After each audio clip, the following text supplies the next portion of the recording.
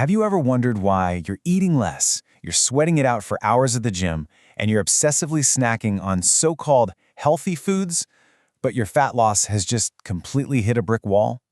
I mean, it's incredibly frustrating, right? You slash your calories, you stock up on those products with the sleek, green, eco-friendly labels, but then the second you even look at a slice of pizza, the weight comes flying right back like it was just hiding behind the couch the whole time. Well, welcome to this explainer. I'm stepping in today as your clinical nutrition coach, and listen, we're going to fix that broken metabolic engine of yours. Instead of destroying your body just to drop a few quick pounds, we're going to take a hard look at the incredibly deceptive world of healthy marketing.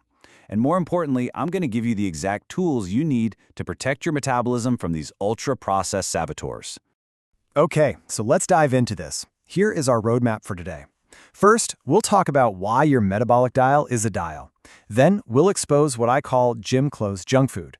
We'll run an FBI reality check on your pantry, go over how to actually upgrade your metabolic engine, and finally, we'll lock in the real food protocol. All right, let's clear up the biggest myth right out of the gate. Your metabolism? It is not some fixed genetic setting you are just permanently cursed with from birth.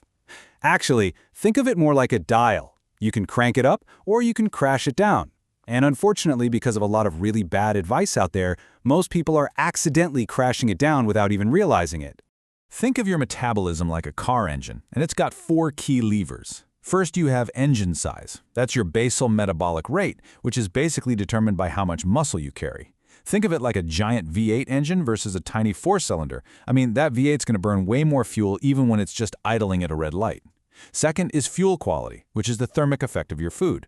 Third is miles driven, meaning your daily non-exercise movement. And fourth is flooring it, your actual workouts. So, let's jump into Section 1, Gym Clothes Junk Food and the Health Halo Trap. I really want to validate your frustration here, because your lack of progress, it's honestly not a lack of willpower. It's clever marketing. The absolute biggest obstacle to your fat loss isn't the drive-through fast food you already know is bad for you. It's the snacking that sneaks into your day completely unnoticed, brilliantly disguised as healthy fuel. Just look at the difference here. On one side, we have real whole food protein. On the other, fake healthy snacks. You know exactly the ones I'm talking about. The high-protein cookies, the low-fat yogurts, those all-natural granola bars. But the second you flip them over, you have to decode this microscopic ingredient list that looks way more like a chemistry exam than a recipe. They are literally packed with seed oils and these weird additives that sound like Wi-Fi passwords. Like seriously, why does an ingredient sound like a Star Wars droid? What even is E102? So to put it aggressively, but honestly accurately, half the healthy protein snacks out there are basically just junk food wearing gym clothes. That whole health halo surrounding them, it's a total mirage. When you try to run your body on this cheap processed fuel, it makes you slower, hungrier, super bloated, and leaves you fighting these intense cravings just a couple of hours later. And this perfectly illustrates why that fuel quality matters so much. Check out this breakdown of the thermic effect of food, which is just the calories your body burns simply by digesting what you eat. Carbs burn maybe 5 to 10% of their calories during digestion. Fats burn almost nothing, like 0 to 3%. But protein, your body burns up to 30% of those calories just breaking it down. Eating real protein literally gives you a free metabolism boost just by chewing and swallowing it. It's amazing. Moving right along to Section 2, the FBI reality check. It's time to decode those labels. If we're going to fix your metabolism, we have to move from guessing to knowing. But let's be real. Standing in the grocery store aisle for 20 minutes, squinting at tiny text and trying to translate a chemistry exam, that is exhausting. You don't have time for that. So we need a smarter way. We're going to leverage technology to decode these labels instantly.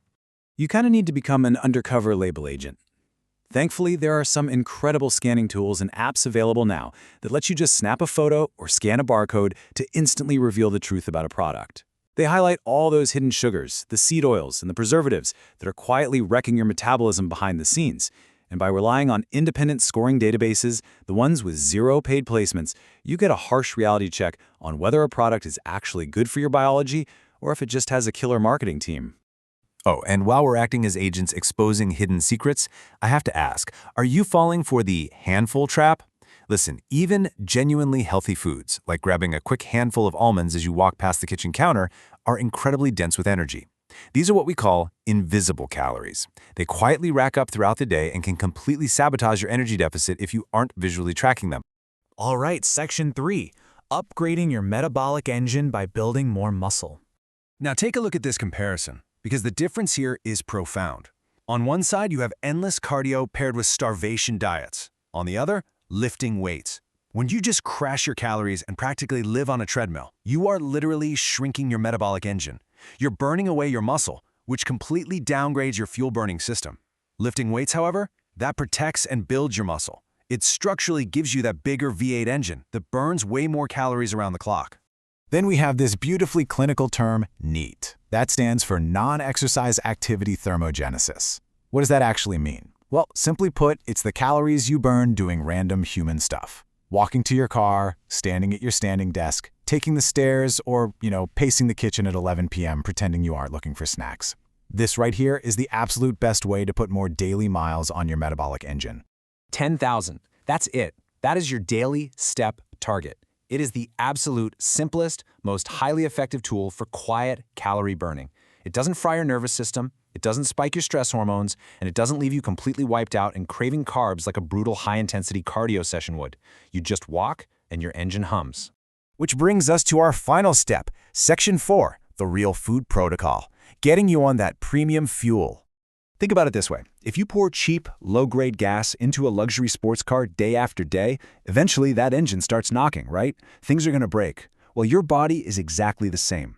Running on cheap additives and processed oils causes bloating, inflammation, and those wild energy crashes. You have got to ditch the ultra-processed snacks and switch your body over exclusively to real whole foods. And here is your magic number to make that happen. 1.6 to 2.0. You want to aim for 1.6 to 2 grams of protein per kilogram of your body weight every single day.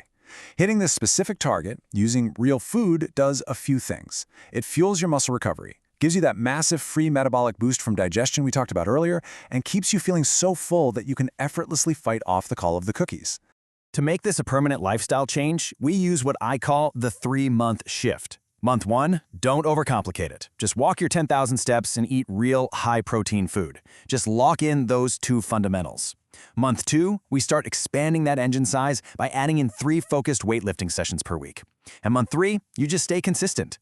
By breaking it down month by month, we completely remove the overwhelm. You build sustainable habits, you essentially stop dieting, and you just start living differently. I really want you to take this core philosophy to heart. Stop sprinting harder in a broken car. Upgrade the car. You have to shift your mindset away from those punishing short-term weight loss goals, where you're just starving yourself and suffering. Instead, engage in a long-term, genuinely rewarding metabolic lifestyle change.